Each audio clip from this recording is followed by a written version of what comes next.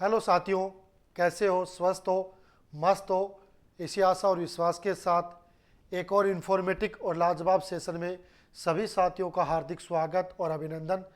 साथियों, बात कर रहे हैं commerce grade first paper second, और उसके कुछ टॉपिक तो अपन ने हल कर लिए हैं, कुछ टॉपिक अपन लगातार है वो इस ऑनलाइन प्लेटफॉर्म के माध्यम से समझ रहे हैं। जो भी साथी हमारे साथ जुड़ रहे हैं, निश्चित रूप से उनका जो नॉलेज है वो भी बढ़ रहा है। साथ में जो जो पॉइंट हम आपको बता रहे हैं, निश्चित रूप से वो आपके एग्ज़ाम के लिए फ़ायदेमंद भी साबित होंगे। हमारा जो सेशन है, जो आपकी बेसिक अकाउंटेंसी है, वो मुख्य रूप से आपके जो पीजीटी की कोई भी एग्ज़ाम होती है ना, उसमें आपकी केवीएस की है, नवोदय विद्यालय की है, ईएमआरएस की है ना। इसके अलावा एमपी यूपी कहीं से भी आपकी कॉमर्स पीजीटी की एग्ज़ाम है, उन सब के लिए आज का सेशन है फ़ायदेमंद है। इसके अलावा आपका जूनियर अकाउंटेंट है, यूजीसी नेट है, वर्तमान में 400 पोस्टों के लिए जो लेखा सहायक का जो नोटिफिकेशन आया हुआ है उसके लिए भी ये महत्वपूर्ण है। साथ में आपकी जो डीएसएसबी दिल्ली अधीनस्थ चयन बोर्ड है, उनका जो नोटिफिकेशन आया हुआ है उनके लिए भी आज का सेशन है वो महत्वपूर्ण है। और साथ में जो आपकी महत्वपूर्ण क्लास है 11वीं क्लास है, उसके लिए भी महत्वपूर्ण है। क्यों? क्योंकि इसमें अपन उन महत्वपूर्ण जो थ्योरेटिकल पोर्शन है उस पर चर्चा कर रहे हैं, और वो सारे के सारे आपके एग्जाम में आते हैं। पिछला जो सेशन था वो अपना था फाइनल अकाउंट से। फाइनल अकाउंट में आपने देखा होगा कि किस तरीके से अपन ट्रेडिंग अकाउंट बनाते हैं, किस तरीके से अपन बैलेंस शीट बनाते हैं, किस तरीके से अपन पी&एल अकाउंट बनाते हैं। अगर एक व्यापारिक संस्था है तो वो ट्रेडिंग अकाउंट, पी&एल अकाउंट और बैलेंस शीट तैयार करती है, जबकि एक निर्माणी संस्था है तो वो साथ में मैन्युफैक्चरिंग अकाउंट है वो और तैयार करती है। इन तमाम टॉपिक पर अपनी बात हो चुकी है। किन किन का मद का लेखा कौन सी साइड होगा, कैसे किया जाएगा, उन तमाम टॉपिक पर अपनी बात हो चुकी है। जिन साथियों ने अभी तक उन क्लासेज को ज्वाइन नहीं किया है, उन सब को मैं बता दूं, उन सब क्लासेज का लिंक है आपको वीडियो के डिस्क्रिप्शन में मिल जाएगा। साथ में अपने स्कूल लेक्चरर के नाम से एक प्लेलिस्ट बना रखी है, वहाँ पर भी आपको तमाम डिटेल है मिल जाएगी। आप आसानी से उनको देख सकते हो, समझ सकते हो और अपने हैंड्स नोट वो तैयार कर सकते हो। ठीक है साथियों, तो आज के इस सेशन में कुछ और महत्वपूर्ण पॉइंट और अंतिम खातों के बाद जो आगे की कड़ी होती है कि कई बार क्या होता है कि अपने अंतिम खाते बनाते हैं। अंतिम खाते हैं आपको पता कब बनते हैं? आपके अंतिम खाते हैं वो 31 मार्च को बनते हैं, है ना। 31 मार्च को अपन ने खाते तैयार कर लिए, और खाते तैयार करने के बाद हमें पता चला कि अपने से तो ये गलती हो गई, है ना। अपने से क्या हो गई? कोई न कोई गलती हो गई, कोई प्रविष्टि करना भूल गए, है ना। तो उस प्रविष्टि का सुधार कैसे होगा, इसलिए अपन करते हैं एडजस्टमेंट एंट्री, समायोजन प्रविष्टि अपन करते हैं। उनका किस तरीके से आपको समायोजन करना है, किस तरीके से उस प्रविष्टि को अपन ऐड कर सकते हैं। क्योंकि आपने देखा होगा कि जब भी खातों में कोई त्रुटि होती है तो अपन वहाँ पे ये नहीं कर सकते कि भाई काट जो खाते हैं उसमें अपन ने काट छाट कर दी, है ना, उसको अपन ने लिखा नहीं, है ना, उसका पेज फाड़ दिया, ये नहीं कर सकते। ये सारे के सारे लेखांकन के जो नियम है उनकी अवहेलना होती है, इनको गलत माना जाता है। अपन क्या कर सकते हैं? जहाँ पे अपनी अशुद्धि हो गई उसका सुधार कर सकते हैं। जैसे आपने तलपट तैयार करते, ट्रायल बैलेंस तैयार करते हैं और उसके बाद रेक्टिफिकेशन ऑफ एरर्स होता है ना, अशुद्धियों का सुधार। तो वही बात वहां पे होती है कि कोई अशुद्धि हो जाती है तो उसको सुधार अपन कैसे करते हैं। तो यहाँ पर भी उन्हीं टॉपिक पर बात करेंगे कि कहाँ कोई अशुद्धि हो गई या कोई अपन ने प्रविष्टि नहीं की, कोई अमाउंट वो लिखना भूल गए, तो अपने को क्या करनी पड़ती है? समायोजन प्रविष्टि करनी पड़ती है, एडजस्टमेंट एंट्री करनी पड़ती है। और साथियों, मैं आपको विशेष रूप से बता दूं कि एडजस्टमेंट एंट्री का जो क्वेश्चन है वो एग्जाम में 100% आता है, कहीं कोई दो राय नहीं है, क्योंकि थोड़ा सा टिपिकल है ना। हर विद्यार्थी के थोड़ी सी समझ से बाहर होती है, लेकिन आप प्रयास करोगे तो निश्चित रूप से आप समझ जाओगे। ठीक है साथियों, तो अपन जो चीज़ मैं आपके लिए लेके आया हूँ उस पर अपन आज बातें करेंगे। देखो, अपना जो टॉपिक रहने वाला है वो है समायोजन सहित अंतिम खाते, है ना। इसमें क्या होगा? Final account with adjustment entries, है ना। समायोजन करते हुए अपन को आगे बढ़ना। अब देखो, पहले शॉर्ट में अपन बात कर लेते हैं कि भाई समायोजन की आवश्यकता क्यों है ना। अभी मैंने आपको बता दिया, फिर भी देखो, अंतिम खाते बनाने के मुख्य उद्देश्य से, है ना। अपन अंतिम खाते क्यों बनाते हैं, तो ये बात भी अपनी हुई है कि लेखांकन अवधि के अर्जित लाभों की गणना करने, लेखांकन जो अवधि होती है 1 अप्रैल से लेकर 31 मार्च तक, है ना, 1 अप्रैल से लेकर 31 मार्च तक की जो अवधि होती है उसका लाभ है, उसका कितना लाभ अपन ने अर्जित किया है, उसकी गणना करने के लिए अपने को क्या बनाने पड़ते हैं, अंतिम खाते बनाने पड़ते हैं। इस बात की अपनी चर्चा हुई है, फिर भी मैं आपको रिवाइज करवा देता हूं, ठीक है।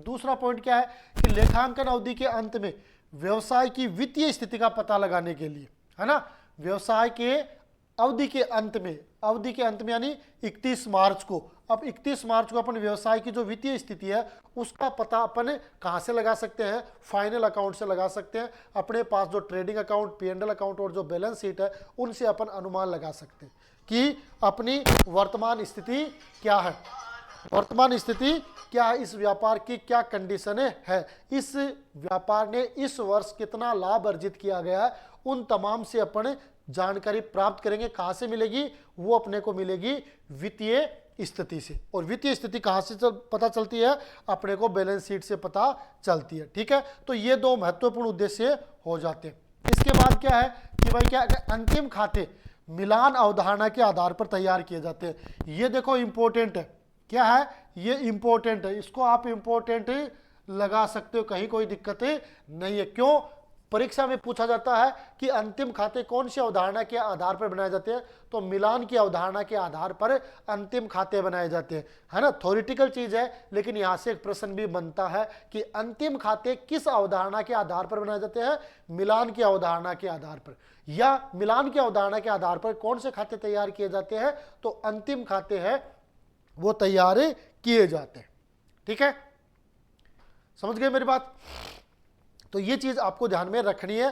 तो अंतिम खाते हैं वो मिलान की अवधारणा के आधार पर तैयार किए जाते हैं, ठीक है। आगे क्या है कि लेखांकन की मिलान अवधारणा का पालना सुनिश्चित करने के लिए ही आपको समायोजन की आवश्यकता है, करने के लिए ही समायोजन की आवश्यकता होती है ना। जो मिलान की अवधारणा क्या कहती है, मिलान की अवधारणा क्या कहती है कि अपने को दोनों साइड यानी आय और व्यय का अपने को क्या करना है, मिलान करना है। क्योंकि अगर अपनी जितनी आय है उससे ज्यादा अपन खर्चा कर देंगे तो व्यापार की स्थिति है वो गड़बड़ा सकती है ना।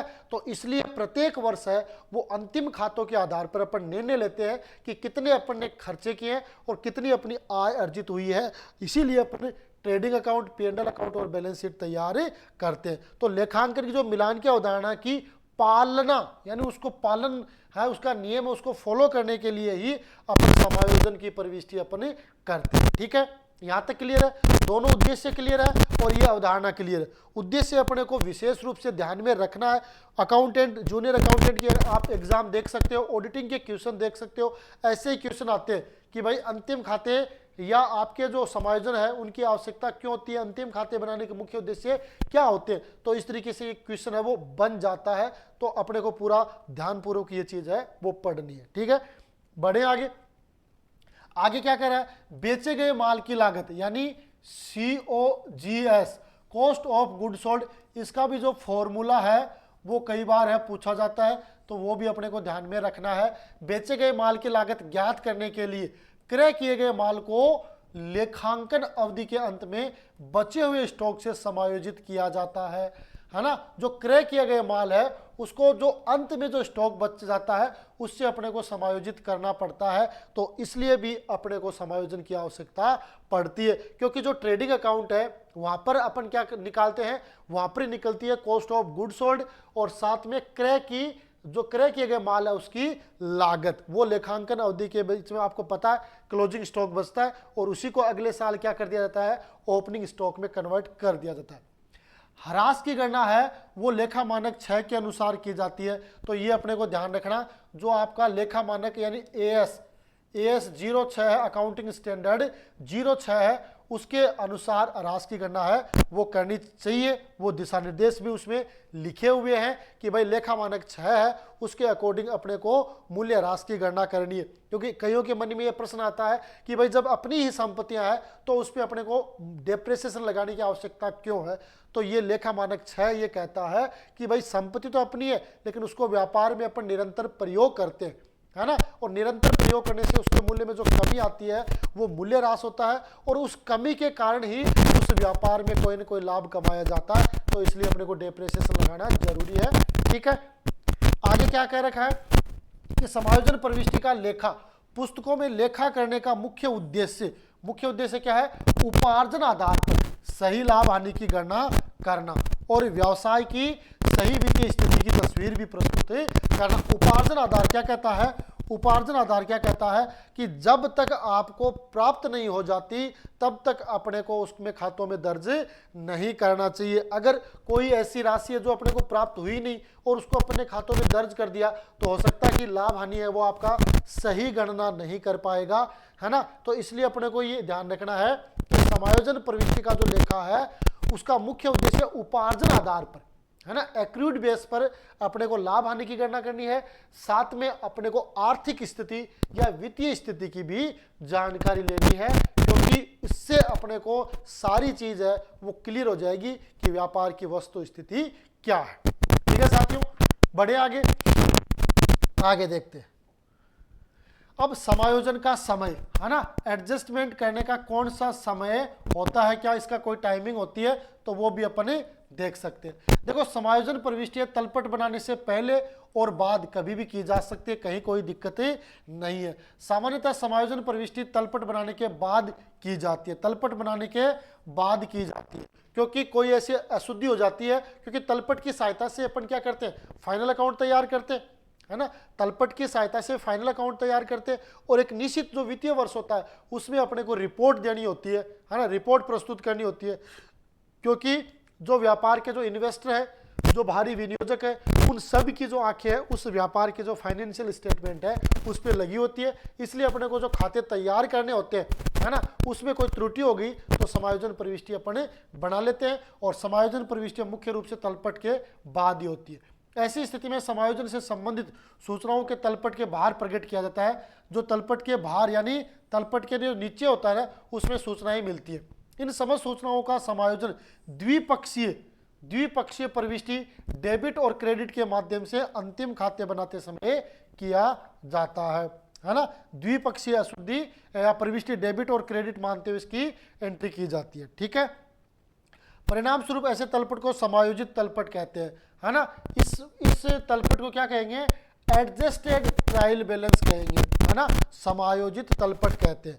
और अंतिम खाते बनाते समय इन समायोजनों का लेखा केवल एक ही जगह, या तो अपन आय विवरण यानी P&L अकाउंट में करेंगे या चिट्ठा यानी बैलेंस शीट में करेंगे। जो आपकी एडजस्टेड ट्रायल बैलेंस बनेगी उसका जो शेष है उसका समायोजन करते समय अपने को एक जगह ही प्रविष्टि करनी है, या तो क्या करेंगे उसे P&L में लिख देंगे यानी ट्रेडिंग एंड P&L अकाउंट में लिख देंगे, या उसे बैलेंस शीट में शो किया जाएगा।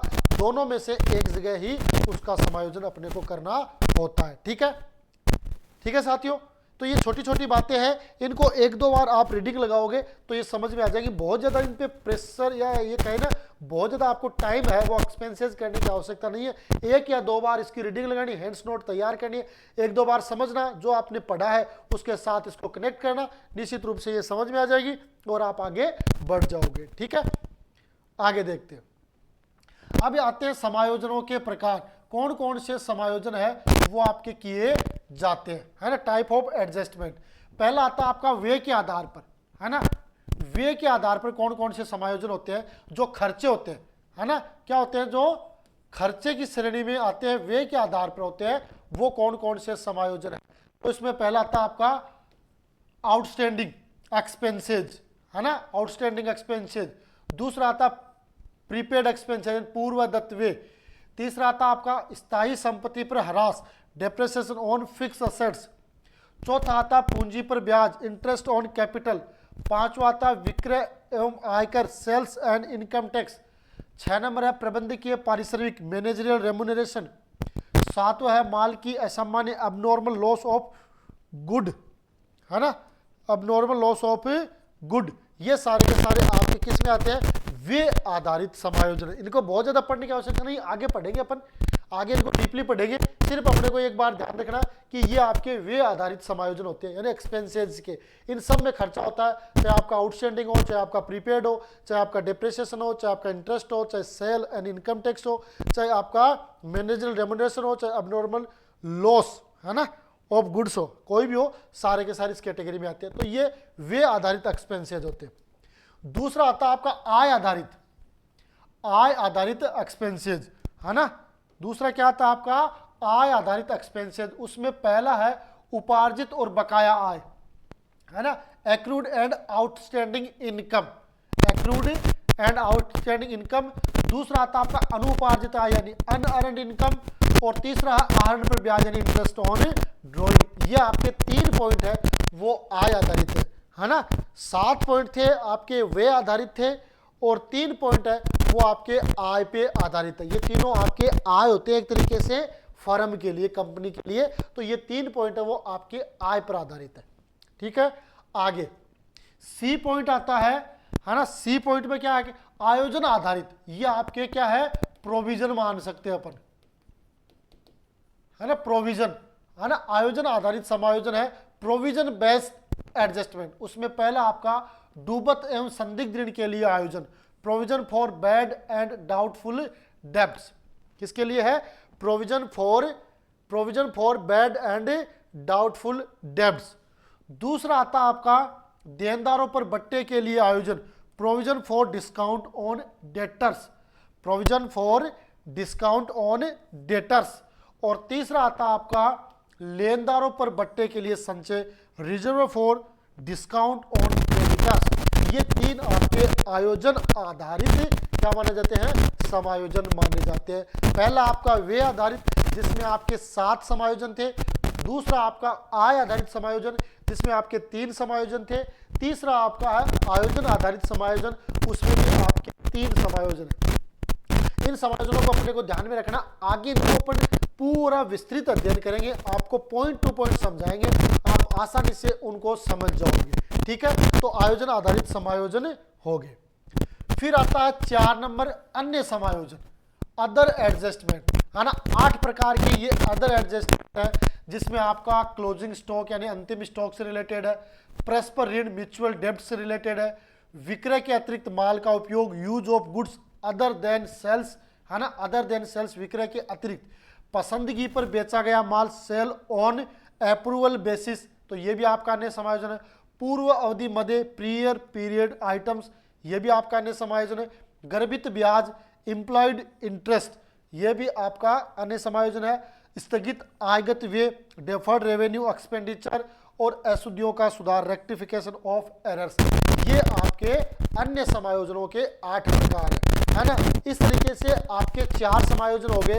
पहले आपका व्यय आधारित समायोजन जिसमें आपके 7 समायोजन है ना, ये अपने को ध्यान में रखना है। दूसरा आपका आय आधारित समायोजन जिसमें आपके 3 समायोजन है। तीसरा अपना आयोजन आधारित समायोजन, उसमें अपने 3 समायोजन है। और चौथा है अपना अन्य समायोजन जिसमें आपके 8 तरीके के समायोजन है शामिल किए गए। तो 8 और 7 15 और 6 21, कुल तरीके के 21 तरीके के ये समायोजन है वो आपको खातों में करने होते हैं, और जिनको अपन खातों में भी करते भी रहे, आपने किए भी होंगे। निश्चित रूप से सारे आप गजेटेड ऑफिसर बनने जा रहे हो, आपने ये सारी चीज़ है वो पढ़ी भी है, चाहे आपने 11वीं 12वीं क्लास में पढ़ी हो। इसके अलावा आप किसी स्कूल या किसी संस्था, किसी कॉलेज में आप पढ़ा रहे हो या कंपटीशन एग्जाम की तैयारी कर रहे हो, उस समय भी आपने ये पढ़ी होंगी। तो इन पे अपन डिटेल से चर्चा करेंगे, किस तरीके से इनका समायोजन होगा वो भी अपन बात करेंगे, ठीक है। आगे बढ़ेंगे, इनको देखते हो। देखो पहले अपन बात करेंगे सबसे पहले व्यय आधारित समायोजन, है ना, जो अपन ने पढ़े ना, जिसमें अपने कितने पॉइंट थे, 7 पॉइंट थे, उस पर अपन पढ़ेंगे। तो व्यय आधारित में पहला अपना है कौन सा है, आदत व्यय यानी आउटस्टैंडिंग एक्सपेंसेस, है ना। ऐसे खर्चे जो दे तो हो गए, बकाया किसे कहते हैं, ऐसे खर्चे जो दे तो हो गए यानी ड्यू तो हो गए, लेकिन जिनको अभी तक अपन ने चुकाया नहीं है, वो अपने आउटस्टैंडिंग एक्सपेंसेज आते हैं। इनका 2 जगह समायोजन अपने को करना होता है। एक, जब आउटस्टैंडिंग एक्सपेंसेज आ गया तो इसका 2 जगह समायोजन होगा। एक तो होगा आपका कहाँ, P&L के 2 साइड में जो भी आउटस्टैंडिंग मटेरियल है उसमें ऐड करेंगे और दूसरा आपका बैलेंस शीट के लायबिलिटी साइड में उसे शो करेंगे। ठीक है, अब इसमें क्या आउटस्टैंडिंग में ऐसे वे जो खर्च हो गए हो, है ना, खर्च हो गए किंतु लेखांकन अवधि की समाप्ति तक भुगतान नहीं किया गया हो। खर्च हो गए, आउटस्टैंडिंग वे खर्च कह दो या ड्यू कह दो, लेकिन जिसका अभी तक भुगतान नहीं किया गया है वो अपने लिए आउटस्टैंडिंग अदत्त वे कहलाएंगे। एक तरीके से बकाया भी कह सकते हैं, अदत्त को अपने बकाया भी कह सकते हैं कि भाई जो खर्चे हैं वो अपने कर दिए, है ना, किसी दूसरे व्यक्ति ने कर दिए, लेकिन उसको चुकाना अभी बाकी है, हमारे लिए लायबिलिटीज माना जाएगा। यदि निश्चित सेवाएं या लाभ लेखांकन अवधि में प्राप्त कर लिया हो किंतु उन सेवाओं के लिए भुगतान नहीं किया गया हो, वे आपके आउटस्टैंडिंग वे कहलाते हैं। कुल मिला के सीधे शब्दों में अपन यही कह सकते हैं कि ऐसे वे जो देय हो गए हैं लेकिन जिसको अपन ने नहीं चुकाया है वो हमारे लिए आउटस्टैंडिंग एक्सपेंसेस होंगे, वो हमारे लिए दायित्व होंगे। दायित्व में भी आउटस्टैंडिंग एक्सपेंसेस है वो आपका करंट लायबिलिटीज जो शीर्षक है उसमें उसको इंक्लूड करते हैं, कहीं कोई दिक्कत नहीं है ना। साथ में अगर इसका समायोजन अपने को और करना होता है तो P&L के डेबिट साइड में संबंधित जो भी आउटस्टैंडिंग है, जैसे आउटस्टैंडिंग रेंट हो सकता है, आउटस्टैंडिंग सैलरी हो सकती है, आउटस्टैंडिंग बिल हो सकता है, जो भी होगा उसमें अपन ऐड करके उसको शो करेंगे, है ना। इसलिए ये अपना कौन सा है, आउटस्टैंडिंग है, वो अपनी करंट लायबिलिटीज मानी जाती है। दायित्व है तो आपने को पता कि दायित्व में वृद्धि होती है तो अपन क्या करते हैं, दायित्व में वृद्धि होती है तो अपने क्रेडिट करते हैं, तो ये करेंगे पर्टिकुलर एक्सपेंसेस अकाउंट या टू आउटस्टैंडिंग एक्सपेंसेस। जैसे पर्टिकुलर एक्सपेंसेस रेंट है तो रेंट अकाउंट या टू आउटस्टैंडिंग रेंट अकाउंट, ये इसकी एंट्री होती है ना। इस तरीके से अपने को इसको ध्यान में रखना है। ठीक है, अब देखो आगे क्या है, व्यय खाता नाम मात्र खाते की प्रकृति का होता है, ये ध्यान रखना। जो आपका ये व्यय खाता है वो आपका कौन सी प्रकृति का है, नॉमिनल अकाउंट, नॉमिनल अकाउंट की प्रकृति का है। आपका एक्सपेंसेस अकाउंट नाम मात्र खाते की प्रकृति का होता है, अतः इसे लाभ हानि खाते के डेबिट में और अदत्त व्यय व्यक्तिगत खाता होता है ना। अदत्त व्यय जो व्यय होता है ना वो तो आपका क्या होगा, नॉमिनल, और अदत्त व्यय होता है ना आउटस्टैंडिंग, ये आपका कौन सा अकाउंट होता है, पर्सनल अकाउंट। क्या होता है, पर्सनल अकाउंट होता है। अब इसमें कंफ्यूज मत होना, अगर आपका सिर्फ एक्सपेंसेस पूछा जाता है तो वो आपका नाम मात्र खाता होता है, लेकिन आउटस्टैंडिंग एक्सपेंसेस पूछ लिया जाता है, आउटस्टैंडिंग, प्रीपेड, एक्रूड, अनअर्न्ड, ये सारे आपके या तो व्यक्तिगत खाते कह दो, और अगर व्यक्तिगत खाते का कभी उपविभाजन अपन करते हैं तो उसमें प्रतिनिधि व्यक्तिगत खाता या प्रतिनिधि बोल दिया, कृत्रिम प्रतिनिधि व्यक्तिगत खाता भी अपने बोल सकते हैं। ठीक है, तो ये अपने को ध्यान में रखना है ना। तो अदत्त व्यय है वो आपका व्यक्तिगत खाता होता है, अतः इसके चिट्ठे के दायित्व पक्ष में दिखाया जाएगा। जो आउटस्टैंडिंग एक्सपेंसेज है वो आपका कहाँ दिखाया जाएगा, चिट्ठे के लायबिलिटी साइड में दिखाया जाएगा। अदत्त खाता उस व्यक्ति का प्रतिनिधित्व करता है जिसको भुगतान करना शेष है, यानी उस व्यक्ति का प्रतिनिधित्व करेगा जिसने वो खर्चा कर दिया, अब उसको अपने को भुगतान करना होता है, अतः इसे व्यक्तिगत खाते की श्रेणी में माना जाता। तो अपने को तो इतना ही ध्यान रखना है कि भाई आउटस्टैंडिंग एक्सपेंसेज है वो आपका व्यक्तिगत खाते की श्रेणी में आता है, और अगर विशेष पूछ ले तो प्रतिनिधि व्यक्तिगत खाते की श्रेणी में मान सकते हैं। इसका अगर उपविभाजन कर देते हैं तो नॉर्मली ये व्यक्तिगत खाते में ही अपन मानेंगे। यदि प्रविष्टि तलपट बनाने से पूर्व कर दी गई है तो अदत्त व्यय खाते को केवल चिट्ठे के दायित्व पक्ष में ही दिखाया जाएगा, ये ध्यान रखना, ये इंपॉर्टेंट है। यदि प्रविष्टि तलपट बनाने से पूर्व कर दी है ना, तलपट बनाने से पूर्व कर दी है तो इस आउटस्टैंडिंग को अपन को केवल चिट्ठे में ही दिखाना है ना, चिट्ठे में ही दिखाना, चिट्ठे के दायित्व पक्ष में ही जाएगा, क्योंकि व्यय में अदत्त व्यय का समायोजन हो चुका है। अगर अपन ने तलपट बनाने से पूर्व ये समायोजन कर दिया तो आपका आउटस्टैंडिंग एक्सपेंसेज है वो केवल और केवल आपकी बैलेंस शीट की लायबिलिटी साइड शो होगा। लेकिन अगर तलपट बनाने के बाद अगर कोई समायोजन है तो अपने को ध्यान में रखना है कि उसका समायोजन दो जगह होगा, एक तो आपका P&L अकाउंट या ट्रेडिंग या P&L में, और दूसरा बैलेंस शीट में। ठीक है, तो ये अपने को ध्यान में रखना है। बताओ यहां तक किसी को कोई समस्या? महत्वपूर्ण क्वेश्चन है सारे के सारे, और ये जो आपके एडजस्टमेंट एंट्री से रिलेटेड है, बाकायदा स्पष्ट रूप से आपका जो सिलेबस है उसमें भी ये बात लिख रखी है कि आपके पाठ्यक्रम में ये चीज़ें शामिल है, तो इनको अपन स्किप नहीं कर सकते, है ना। थोड़े से डीपली क्वेश्चन भी इससे पूछे जाते हैं, तो इसलिए अपने को बिल्कुल भी स्किप नहीं करना है, पूरी चीज़ें वो पढ़नी है। ठीक है, बढ़े आगे, आगे देखते हैं। देखो एक एग्जाम्पल है, एक फर्म का 31 मार्च 2017 की तलपट दे रखी है, उसमें सैलरीज है 20,000 रुपये और रेंट आपका 10,000, दोनों डेबिट है ना। इसका मतलब क्या हो गए? खर्चे हो गए। अतिरिक्त सूचनाएं दे दी। अब तलपट बनाने के बाद हो गया, ये तलपट बनाने से पूर्व नहीं है, तलपट बनाने के बाद हो गया। मार्च माह का वेतन 4,000 रुपये अभी भी बकाया है, किराया 2,000 रुपये अभी भी बकाया है ना। तो ये सूचनाएं होगी। अब इनके आधार पर इनकी अपने को पहले तो इनकी प्रविष्टियां होंगी, फिर इनका समायोजन होगा। ठीक है, तो देखो अपन इसको देखते हैं। पहले आपकी जर्नल एंट्री,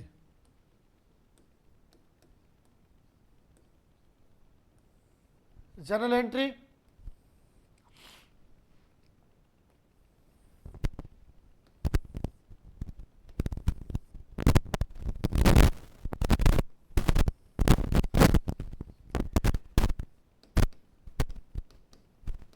ये डेट, पर्टिकुलर, LF, डेबिट और क्रेडिट। ठीक है, अब देखो एंट्रियों में ये तो हो गई, ये एंट्री रह गई वेतन, तो वेतन और रेंट, तो इसकी दो एंट्री होंगी। पहली एंट्री क्या हो जाएगी? वेतन है, salaries account DR to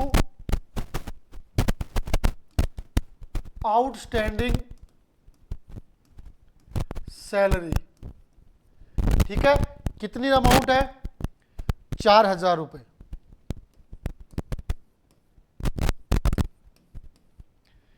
salary account DR to outstanding salary, जो अभी मैंने आपको बताया था ना, ये जो एंट्री मैंने बताई थी ना, particular expenses account DR to outstanding expenses, तो इसके अकॉर्डिंग ये एंट्री हो जाएगी। दूसरी रेंट है, तो रेंट भी बकाया है, तो rent account DR to outstanding rent account, rent to outstanding rent account, कितनी अमाउंट? 2,000 रुपये। ठीक है, ये दोनों प्रविष्टि हो गई। सिर्फ समझ रहे हैं, दो प्रविष्टियां होगी। ये दोनों ही प्रविष्टियां कब है? तलपट बनाने के बाद, है ना। तो इसका ये तो अपन ने प्रविष्टि कर दी। अब इसका और क्या प्रभाव रहेगा? तो इसके प्रभाव में एक बनेगा trading and P&L account.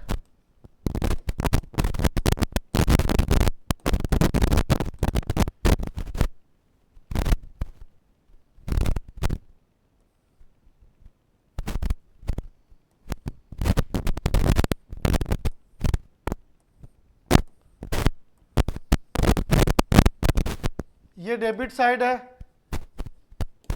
Date particular, है ना। अब अपन सिर्फ डेबिट, तो डेबिट साइड में अपन देखेंगे पहले टू सैलरी। सैलरी कितनी है?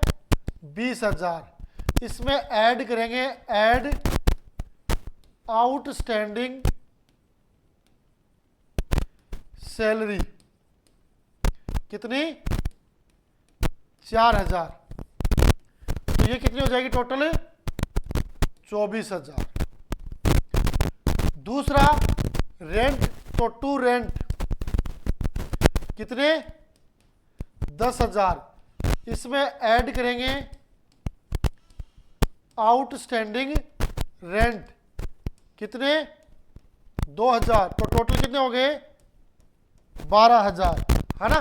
तो इस तरीके से अपने को ये ध्यान में रखना है कि इसके 10,000 थे, 2,000 अभी बकाया है, तो टोटल कितने होंगे 10 और 2 12, इसके 20 थे और अब हो गए 4,000 इसके बकाया, तो कितने हो गए 24,000। ठीक है, बताओ देखें समझ में आया।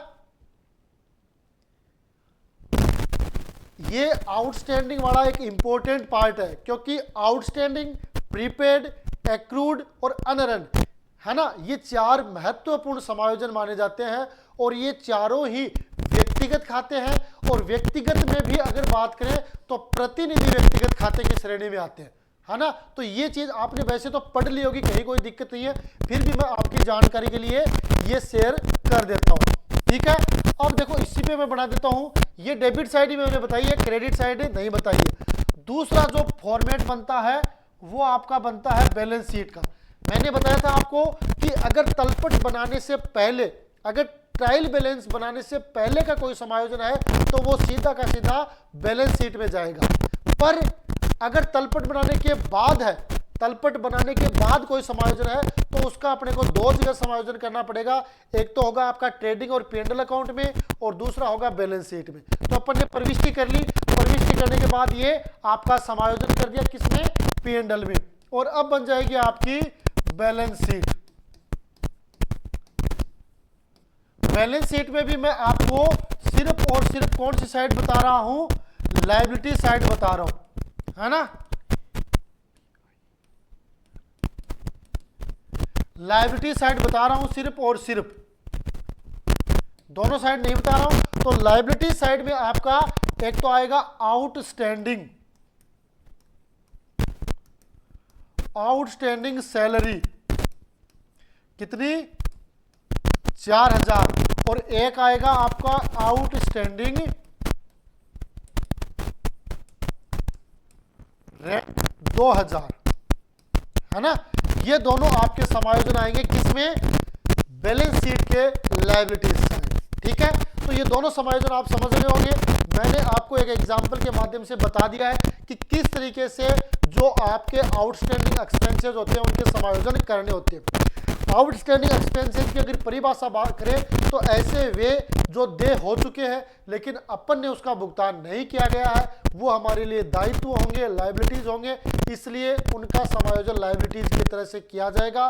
जो बकाए हैं, अगर तलपट बनाने से पहले है तो उसको चिट्ठे में लिखना है, अगर तलपट बनाने के बाद है तो उसका 2 जगह समायोजन अपने को करना है, ट्रायल बैलेंस जो आपका ट्रेडिंग अकाउंट या P&L में, या आपका बैलेंस शीट में उनका समायोजन होगा। ठीक है साथियों, तो आज के इस सेशन में कुछ महत्वपूर्ण समायोजन से रिलेटेड अपन ने बात की है। निश्चित रूप से जो चीज़ मैं आपको बताना चाह रहा हूं, जो चीज़ मैं आपको डिलीवर करना चाह रहा हूं, निश्चित रूप से वो चीज़ आप तक पहुंची होगी। और अगर आपको भी ऐसा लगता है ये चीज़ हमारे पहुंच रही है तो आप कमेंट बॉक्स में कमेंट करें, ताकि हम और ज़्यादा मोटिवेट होकर आपके लिए बढ़िया से बढ़िया जो मैटर है, एग्ज़ाम तक बढ़िया से बढ़िया जो क्वेश्चन है वो आपको उपलब्ध करवाएं, ताकि आप बढ़िया तरीके से तैयारी कर सकें। इसके अलावा भी आपके मन में कोई ऐसे कोई सवाल हो, कोई ऐसे कोई सुझाव हो जिसको हम और ज़्यादा प्रभावशाली और इफेक्टिव इस सेशन को बना सकते हैं, तो वो सुझाव भी आपके आमंत्रित है। लगातार आप कॉमर्स के लिए काम कर रहे हैं, आप और हम, तो निश्चित रूप से आपका और हमारा जो कॉमर्स के प्रति लगाव है वो एक ऊंचाइयों तक लेके जाएगा। इसी आशा और विश्वास के साथ आज के सेशन में इतना ही, मिलेंगे अगले सेशन में, तब तक के लिए जय हिंद, जय भारत।